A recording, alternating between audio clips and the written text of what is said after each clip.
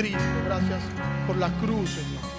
Te presentamos, Señor, tu palabra, Señor, que será expuesta. Te pido, Dios, que Cristo sea exaltado a través de tu palabra, Señor, que podamos ver, Señor, las enseñanzas pertinentes que tú tienes para nosotros y que nosotros podamos poner en práctica, Señor, tu palabra, Dios. Que el poder de tu palabra nos transforme y nos cambie, Señor. En el nombre de Jesús. Amén. Evangelio según San Juan, capítulo 4, versículo 43. Evangelio según San Juan, capítulo 4, versículo 43. Hoy estaremos viendo la segunda señal, el hijo de un noble, que es la parte que nos toca hoy del Juan capítulo 4. Juan capítulo 4, versículo 43 en adelante. Pasado los días salió de allí para Galilea, porque Jesús mismo dio testimonio de que un profeta no tiene honra en su propia tierra. Luego, cuando entró en Galilea, los galileos le recibieron, ya que habían visto cuántas cosas había hecho en Jerusalén en la fiesta, porque ellos también habían ido a la fiesta. Vino pues Jesús otra vez a Caná de Galilea, donde había convertido el agua en vino. Había un oficial del rey cuyo hijo estaba enfermo en Capernaum. Cuando éste oyó que Jesús había salido de Judea y estaba presente en Galilea, fue a él y le rogaba que descendiese y sanase a su hijo, porque estaba a punto de morir. Entonces Jesús les dijo: a menos que veáis señales y prodigios, jamás creeréis. El oficial del rey le dijo: Señor, desciende antes que muera mi hijo. Jesús le dijo: ve, tu hijo vive. El hombre creyó la palabra que Jesús le dijo y se puso en camino. Mientras todavía descendía, sus siervos salieron a recibirle diciendo que su hijo había vivido. Entonces él le preguntó la hora en que comenzó a mejorarse y le dijeron: ayer a la hora séptima le dejó la fiebre. El padre entonces entendió que era aquella hora cuando Jesús le dijo: tu hijo vive. Y creyó él con toda su casa. También hizo Jesús esta segunda señal cuando vino de Judea a Galilea.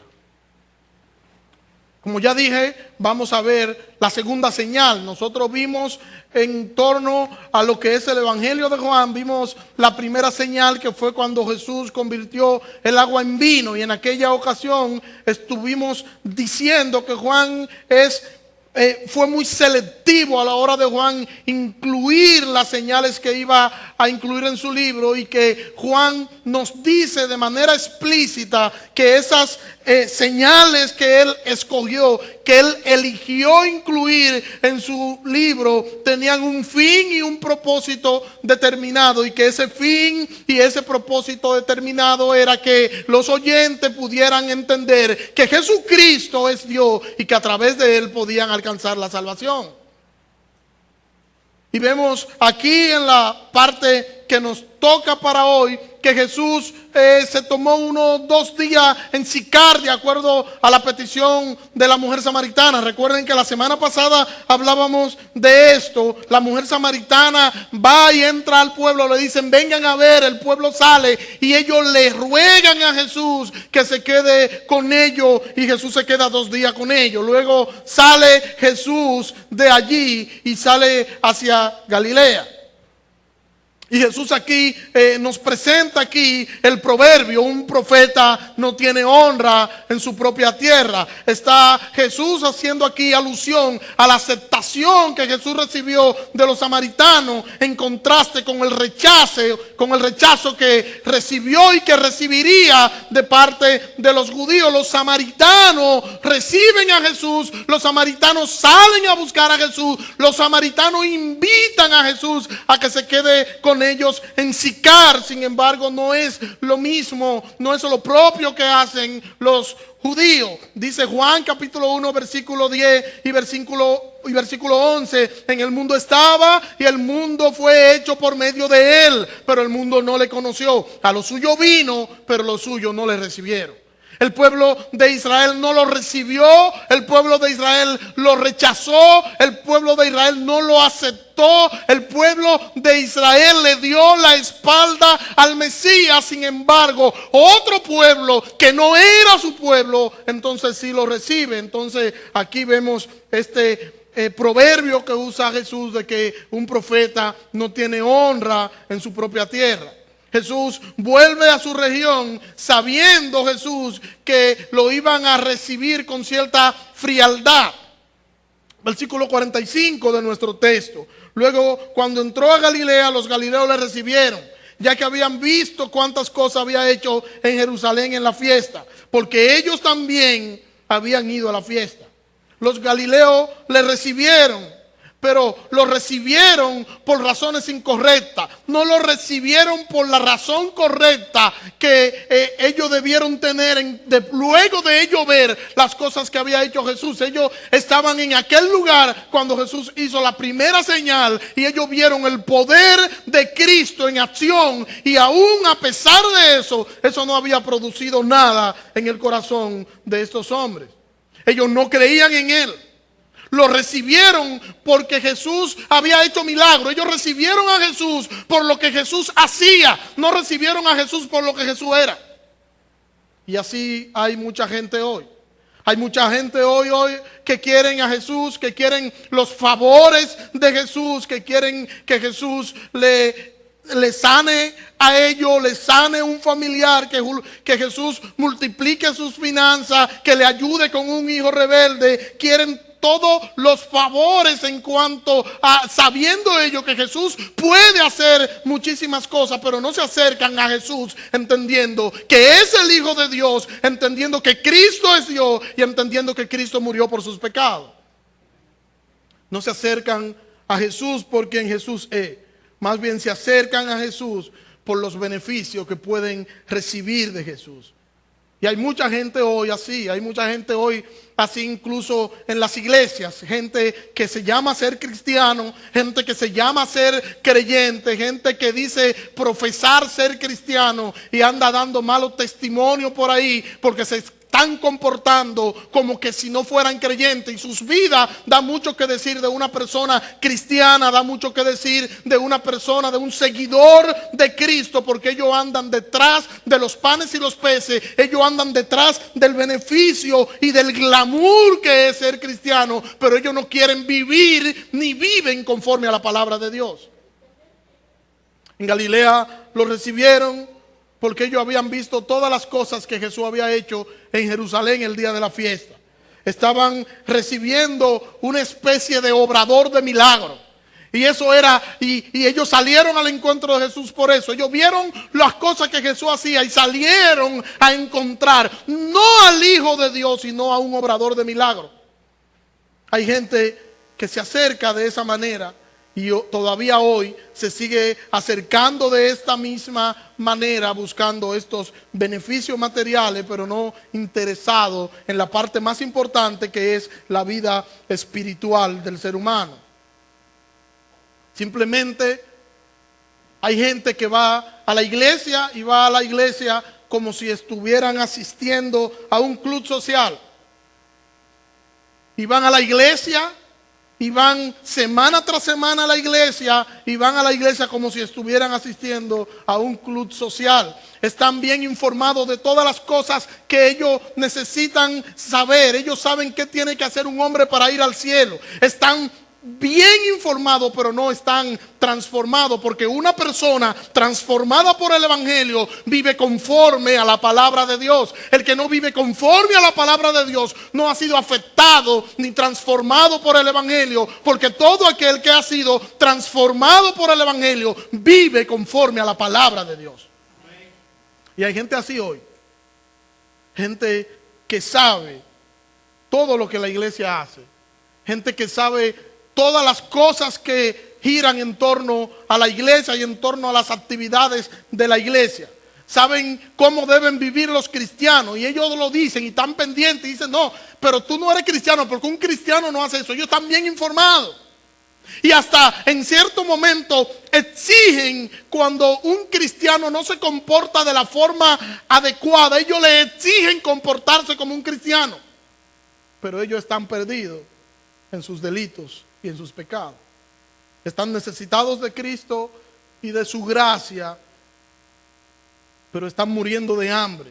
La sed del alma lo está consumiendo, pero ellos están dispuestos a todo por mantener su ego, por mantener su reputación, por vivir una vida de apariencia a la luz de todo, no sabiendo que se están engañando a sí mismos y que nunca, absolutamente nunca podrán engañar al Señor. Mire cómo dice Juan nuevamente en el capítulo 1, versículo 8. No era Él la luz, sino que vino para dar testimonio de la luz.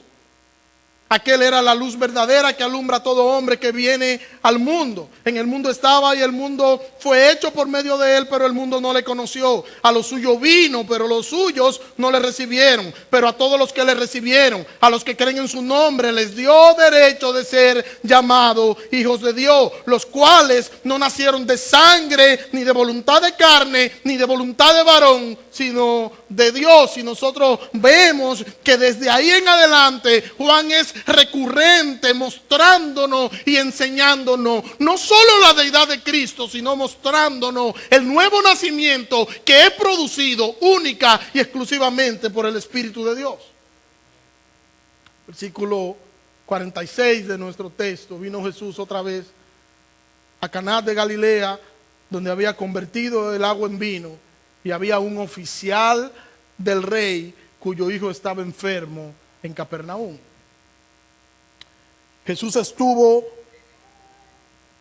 Tuvo Jesús un gran ministerio en Galilea, y después de la muerte de Herodes el Grande en el año 4 antes de Cristo, su reino fue dividido y el reino fue dividido de la siguiente manera.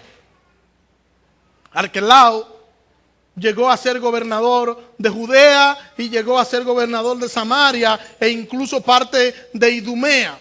Y ejerció sus funciones desde el año 4 antes de Cristo hasta el año 6 después de Cristo, cuando él fue allí dispuesto y su territorio entonces pasó a mano de otro. Y dentro de esos que pasó a manos el territorio de Arquelao estaba Poncio Pilato. Poncio Pilato, que es el mismo que ordena la crucifixión de nuestro Señor Jesucristo. Él fue uno de estos hombres que se quedó con el territorio de este señor y gobernó desde el año 26 hasta el 36 de nuestra era. Felipe también había sido tetrarca de esta ciudad y también del norte de Galilea. Herodes Antipa también se le había asignado Galilea y Perea, sobre las cuales también gobernó desde el año 4 hasta el 39. Y este Herodes Antipa era hermano también de Arquelao. Y por esto que ya acabo de mencionar, durante el gran ministerio de Jesús en Galilea, Jesús ministró en estos territorios, en estos dominios de Herodes Antipa, y nosotros podemos encontrar que los evangelios, en los 4 evangelios, exceptuando un poco a Juan, nosotros vamos a encontrar gran parte del ministerio de Jesús que fue exactamente en este territorio de Galilea. Exceptuando Mateo capítulo 2 y Lucas capítulo 1, nosotros encontramos que gran parte o la mayoría o la mayor parte del ministerio de Jesús fue en esa región de Galilea. Eso nos dice algo a nosotros. Cabe también resaltar que Mateo y Marco dedicaron o fueron quienes dedicaron gran parte de sus escritos, incluyendo todo lo que Jesús había hecho en Galilea.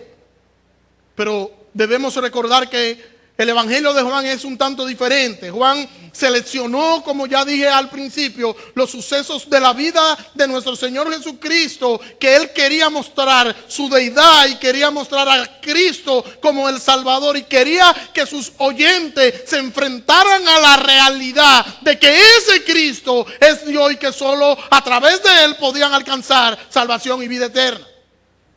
Y de una manera sorprendente Juan hace esta selección.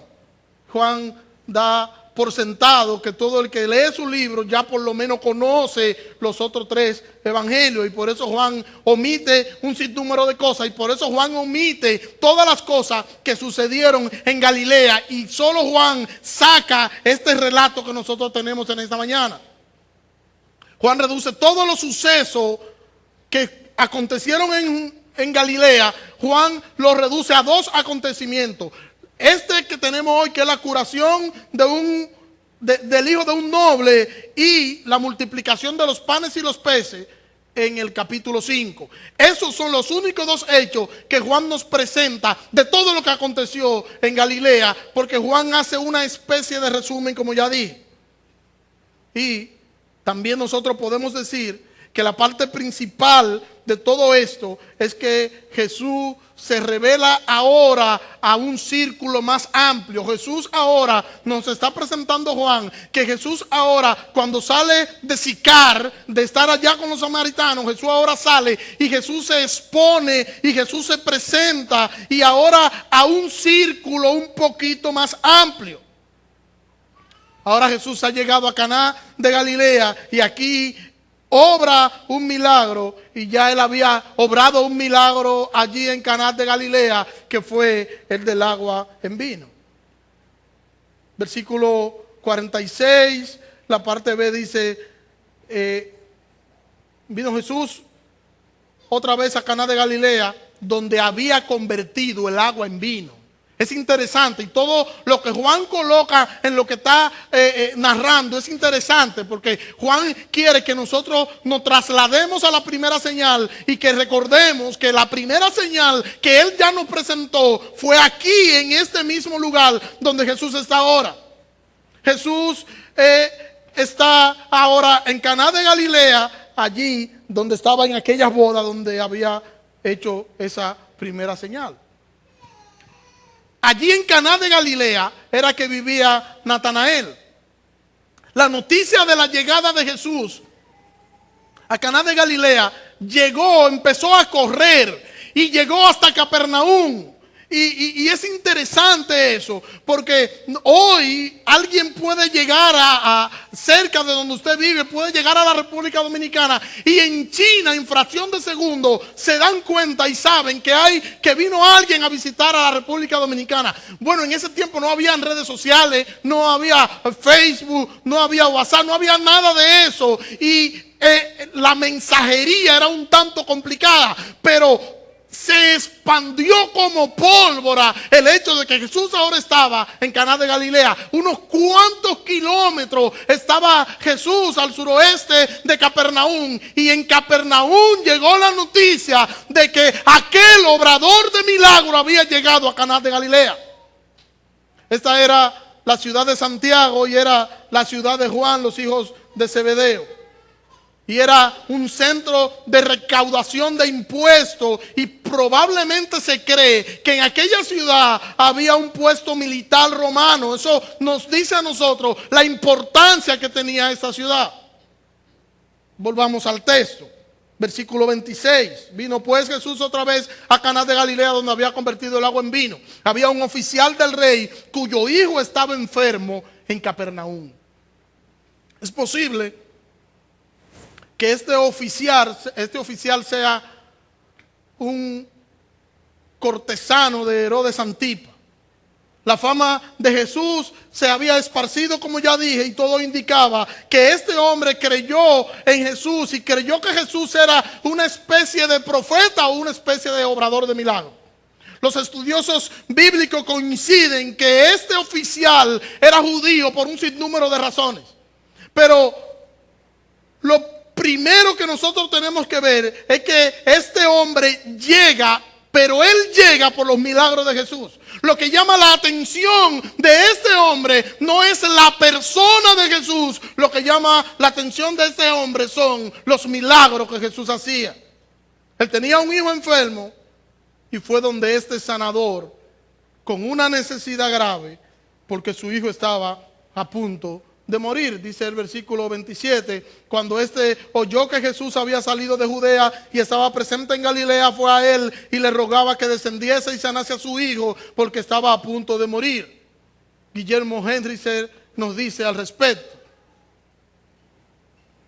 Nos dice Guillermo Hendricks que el viaje a Capernaum por el padre del muchacho, cuando este muchacho enfermó, el padre cometió 2 errores, nos dice Guillermo, dice que cometió 2 errores. Número 1, dio por sentado que para Jesús hacer un milagro, Jesús tenía que estar presente en el lugar. Por ende, Jesús debía trasladarse a Capernaum y llegar hasta la cama donde estaba su hijo para poder efectuar el milagro. Y número 2, el segundo error que comete era que estaba convencido que el poder de Jesús no alcanzaba más allá de la muerte. Jesús debía ir inmediatamente, pues el muchacho estaba a punto de morir. Si había algún retraso y el muchacho moría antes de que el sanador llegara, entonces no había esperanza y todo estaba perdido. Este hombre va al lugar correcto, este hombre va donde la persona correcta, pero está limitando el alcance y el poder de Jesucristo. Versículo 48, entonces Jesús le dijo: a menos que veáis señales y prodigios, jamás creeréis. Esta es una reprensión decente que Jesús hace, y que Jesús hace no solamente a este hombre. Es un plural lo que nosotros vemos aquí. Y no es solamente al oficial que Jesús le está haciendo esta reprensión, sino a todos los galileos, porque todos los que estaban allí andaban detrás de Jesús por las cosas que ellos habían visto, no por la persona de nuestro Señor y Salvador Jesucristo. Porque ellos no prestaban atención al mensaje ni a la misión de nuestro Señor y Salvador Jesucristo. Solo se enfocaban en los milagros sensacionales que Jesús hacía en favor de ellos. Ellos se enfocaban en eso y era lo único que ellos querían. Cuando Jesús habla de señales y prodigios, Jesús está hablando aquí de las mismas cosas. Pero la misma cosa vista de ángulos diferentes. Y cuando vimos la primera señal, estuvimos hablando un poco sobre esto. Una señal, dijimos que es un milagro, pero con un mensaje detrás. Y un prodigio es un hecho o un milagro sorprendente. Estamos hablando de 2 cosas totalmente diferentes, pero uno visto de un lado y otro visto de un lado. Una cara y otra cara. 2 caras de la misma moneda, y eso es lo que Jesús nos está diciendo aquí. Estos aspectos de Jesús siempre deseaban, estos hombres, estos espectadores de Jesús siempre deseaban ver algo más, algo sensacional, algo emocionante, y ellos querían y perseguían ese sensacionalismo y esa emoción de ver cosas y de ver cosas y de ver cosas. La gente quiere ver cosas así, y quieren cosas sensacionales y emocionantes. Eso no significa que las personas que andan detrás de esas cosas emocionantes, de esas cosas sensacionales, eso no significa que esas personas entiendan el evangelio, no necesariamente. Todo lo contrario. El que ama el sensacionalismo, el que ama la emoción, ese sensacionalismo, no ha conocido el evangelio. Porque precisamente, porque no ha conocido el evangelio, ama ese sensacionalismo. El que ha conocido el evangelio entiende que el poder de Dios está en el evangelio, que el poder de Dios está en su palabra. Y todavía hoy nosotros vemos gente así, e incluso vemos hoy personas que se atribuyen cierto poder y se atribuyen cierta autoridad y dicen: vengan, nosotros estaremos hoy aquí, traigan a sus enfermos, que hoy se va a hacer aquí milagro. Y la gente va para ver las cosas que se van a hacer. La gente no va porque le interesa el Jesús que ellos están hablando. La gente gente no va porque le interesa el evangelio que está siendo presentado, sino porque quieren ver las cosas que están sucediendo allí, los milagros, las señales. Nada de eso hace que un pecador venga a la fe. Lo que hace que un pecador venga a la fe es que el Espíritu Santo lo convenza de pecado a través del poder transformador de su palabra. Versículo 49, perdón. El oficial del rey le dijo: Señor, desciende antes que muera mi hijo. Jesús le reprende y le dice: solo si ustedes ven señales y prodigios creen. Y él omite eso y le dice: Señor, desciende antes que mi hijo muera. La reprensión que Jesús hace cala el corazón de este hombre, y este hombre sigue insistiendo. Y su insistencia es: desciende antes de que mi hijo muera, porque él no entendía, él sabía que Jesús podía hacer algo, pero Jesús tenía que estar en el lugar, de lo contrario no podía hacer nada. Yo sé que tú puedes hacer algo, está diciendo este hombre, pero tú debes moverte rápido porque el niño está muy mal. Yo hago lo que sea que tú me digas que haga, pero camina a mi casa porque mi hijo está mal. Yo no sé si usted alguna vez ha tenido a un hijo enfermo. Tener a un hijo enfermo es muy doloroso. Cuando nuestros hijos tienen fiebre y se han quejado constantemente por algún dolor, nosotros sufrimos eso. Los padres sufren el dolor de sus hijos. Y en muchas ocasiones nosotros los padres hemos querido que el dolor de nuestros hijos se traspase a nosotros. Y en algunas ocasiones incluso nosotros, cuando vemos a nuestros hijos padecer por cualquier enfermedad, por cualquier cosa, nosotros en muchas ocasiones hemos orado y hemos dicho: Señor, permite que se le quite a él y si es posible que yo sienta el dolor que él está sintiendo. Eso porque nosotros amamos a nuestros hijos y nos identificamos con el dolor de nuestros hijos. Consideremos ahora el hecho de que el hijo de este hombre no solo está enfermo, el hijo de este hombre está muriendo. ¿Qué padre está bien sabiendo que su hijo está muriendo? ¿Qué padre tiene consuelo sabiendo que su hijo está muriendo? ¿Qué padre puede estar tranquilo sabiendo que su hijo está muriendo? Este hombre tenía sus sentimientos y sus emociones en ebullición. Su hijo se estaba muriendo. Y él le dice: Señor, desciende antes que muera mi hijo. Y yo veo esta escena con cierto dolor. Veo a este hombre hablar con cierto dolor en esta frase: desciende antes que mi hijo muera. Es como si tú puedes hacer algo por él, ven para que lo haga ahora, porque el muchacho no está bien. Dice el versículo 50, Jesús le dijo: ve, tu hijo vive. El hombre creyó la palabra que Jesús le dijo y se puso en camino. Guillermo Henry se dice al respecto que en este momento Jesús estaba curando el alma del muchacho y el alma del padre, y que la frase "tu hijo vive" indica que mediante un acto omnipotente realizado en aquel momento, el muchacho había quedado completamente restablecido y estaba por lo tanto disfrutando de plena salud y de pleno vigor. Se había efectuado en este momento ahora una obra sobrenatural, y esa obra sobrenatural no solamente había afectado al muchacho que estaba en Capernaum, sino que también había afectado el corazón del padre, que le está diciendo a Jesús: ven, vamos, porque mi hijo muere. Su hijo ahora está disfrutando de plena salud y ahora él está creyendo. Esto es una escena simplemente asombrosa. Nosotros podemos ver aquí el poder extraordinario de nuestro Señor y Salvador Jesucristo. Note que el hombre que antes había creído simplemente por las cosas que había visto, ahora cree sin ver, solo por la palabra de Jesús. Increíble.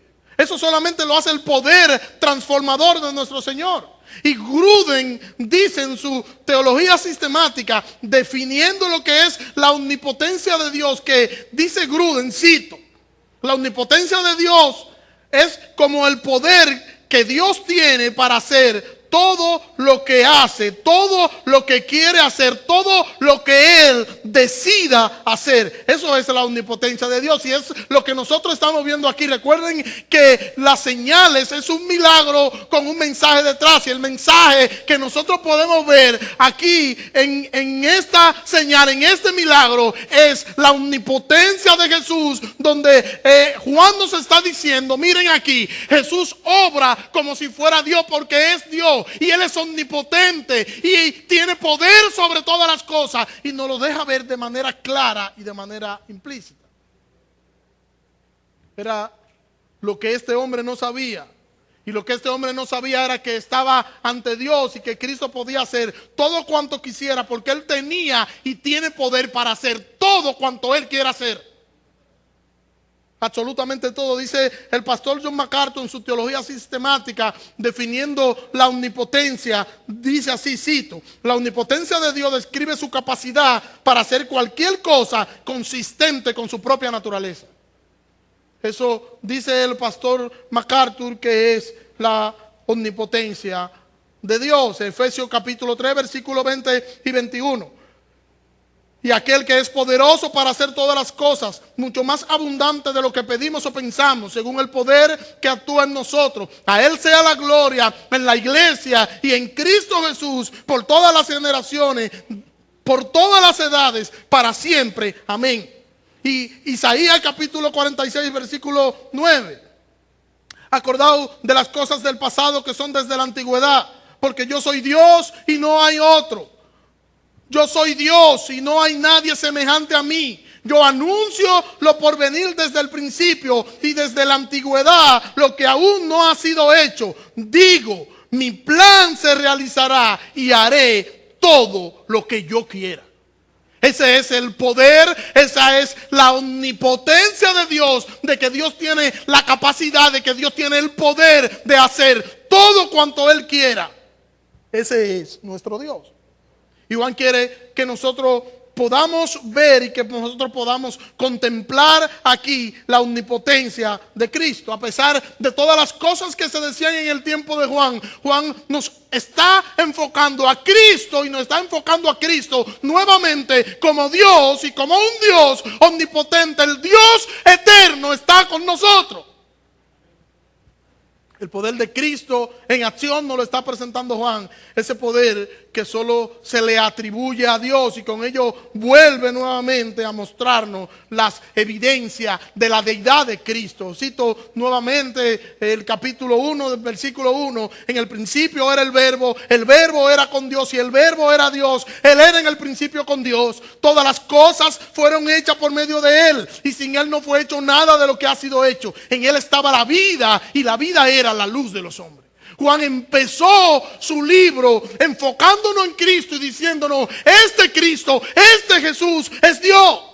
Y ahora nuevamente en el capítulo 4, en esta segunda señal, vuelve nuevamente a poner las luces sobre Jesús y a decirnos, este Jesús es Dios omnipotente.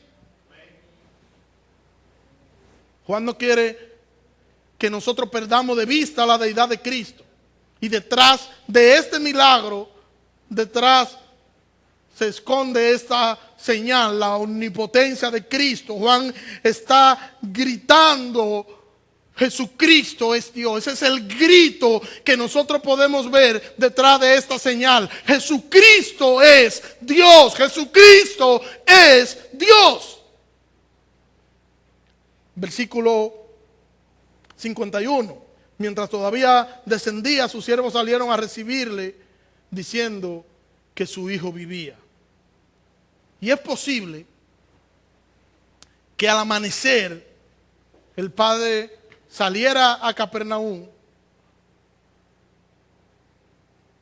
El gozo que produjo en los criados la sanación de este muchacho, cómo este muchacho empezó a mejorar de manera repentina, hizo que ellos salieran corriendo a ir a buscar y a recibir a su Señor para darle las buenas noticias. Dice el versículo 52, entonces él les preguntó la hora en que comenzó a mejorar y le dijeron: ayer a la hora séptima le dejó la fiebre. El padre entonces entendió que era aquella hora cuando Jesús le había dicho: tu hijo vive, y creyó él con toda su casa.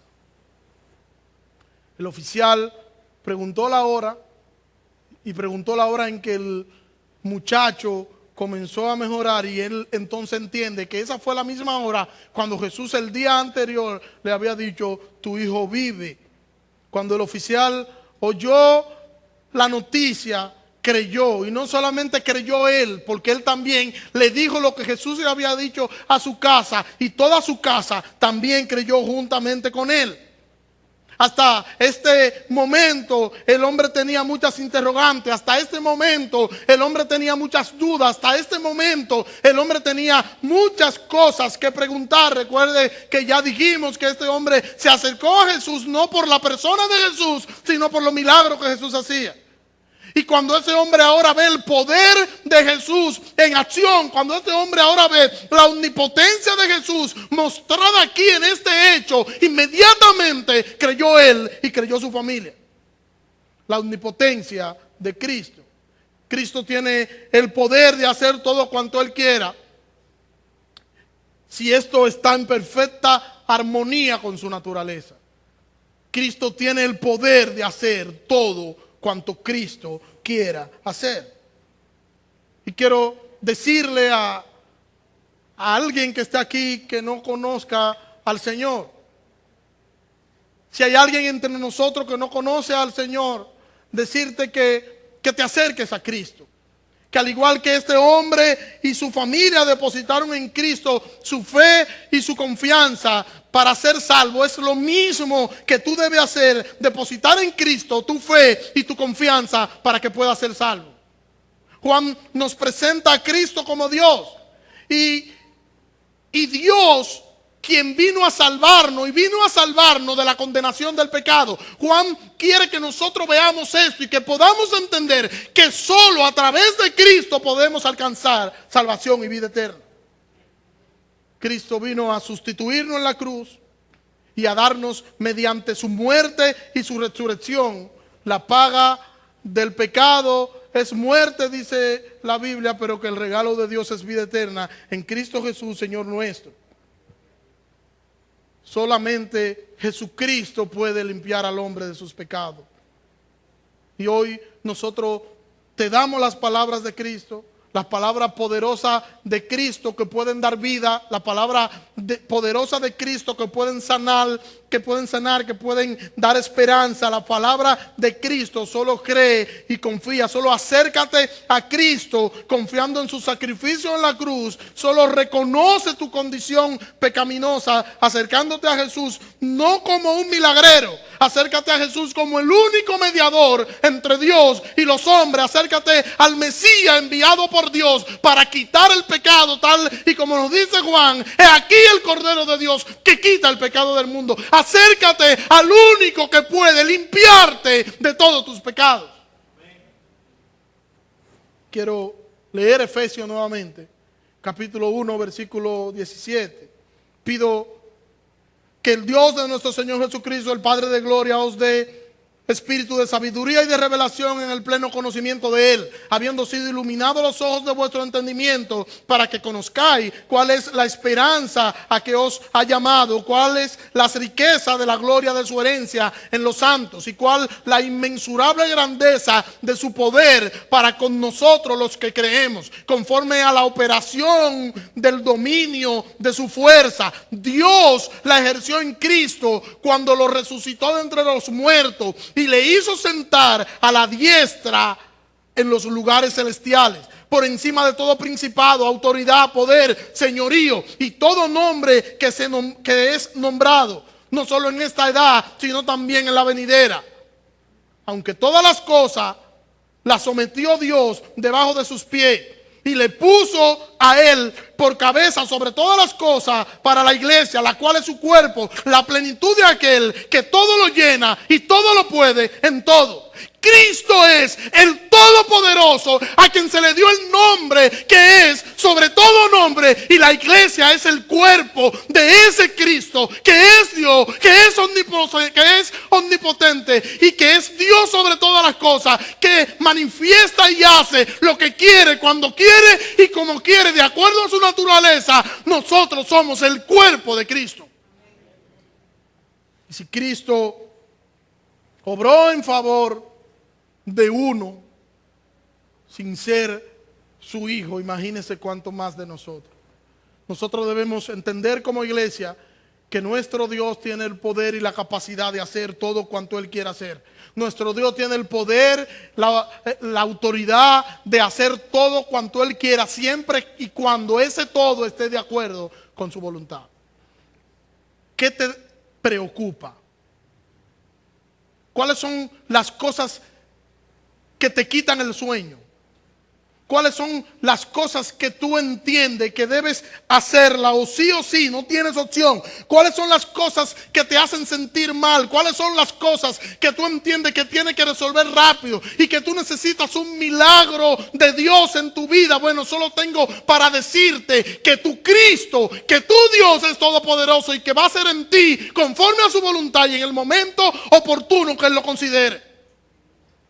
Pero que a nosotros nos resta esperar y creer.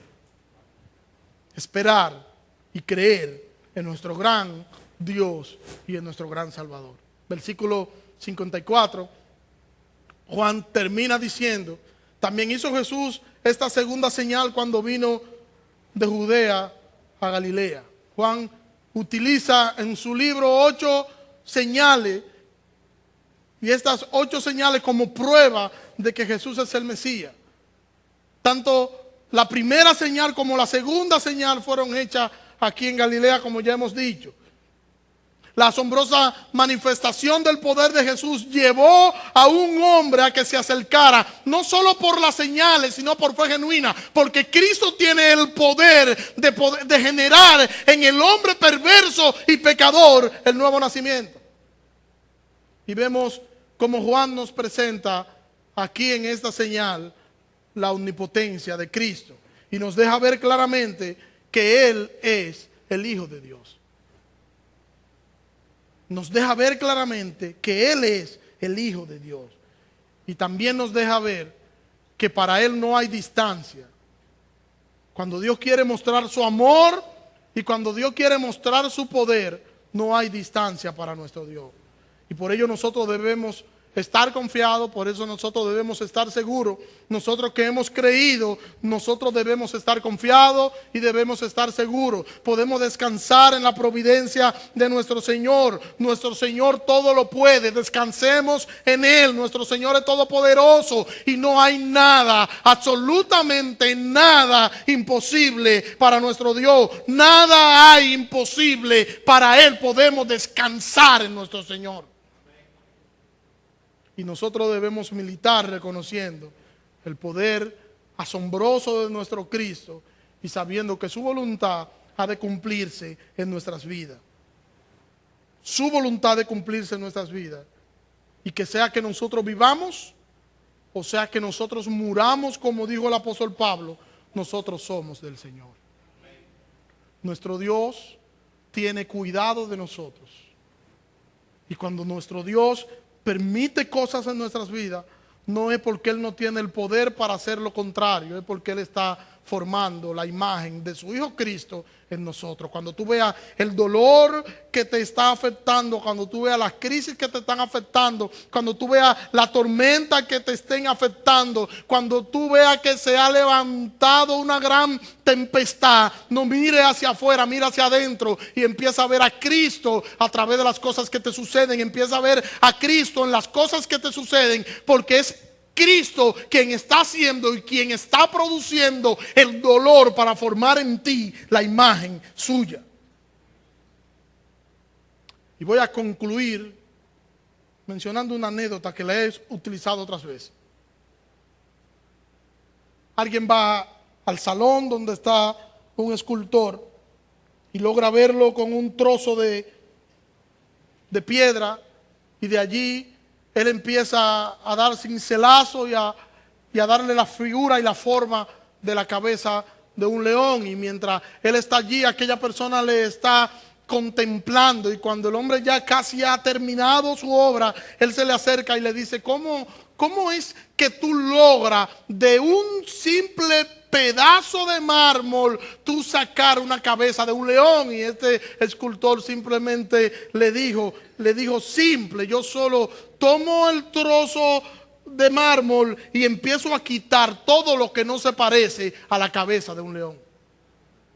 Y es lo que hace el Señor con nosotros. Su poder Dios lo pone en acción para quitar de nosotros todas las cosas que no se parecen a Cristo, todas las cosas que no se parecen a Él, y lo que no se parece a Cristo que está en nosotros, Dios lo quita. Y cuando Dios quita de nosotros las cosas que no se parecen a Cristo, eso nos duele. Cada cincelazo, cada martillazo de Dios nos duele, pero el propósito de eso es llevarnos a nosotros a la estatura de un varón perfecto, llevarnos a nosotros al crecimiento espiritual y llevarnos a nosotros a ser conforme a la imagen de su Hijo. Amén. Al final, Dios nos está moldeando para que nosotros seamos como su Hijo Cristo. Que el Señor nos ayude a entender eso, y que el Señor nos ayude a que nosotros podamos descansar en Él. Oremos. Señor, gracias. Gracias te damos, Señor, en esta mañana. Gracias por tu palabra, Dios. Ayúdanos, Señor, a que podamos contemplar el poder extraordinario de nuestro Cristo, y que podamos entender que nada es imposible para Él. Y que podamos, Señor, estar tranquilos y confiados, e incluso viendo las cosas que nos estén aconteciendo como parte del proceso que tú has hecho en nosotros, para que nosotros podamos crecer y para que nosotros podamos parecernos a tu Hijo. Ayúdanos, Dios. Perdónanos, Señor. Perdónanos, Señor, y ayúdanos a vivir conforme a tu palabra.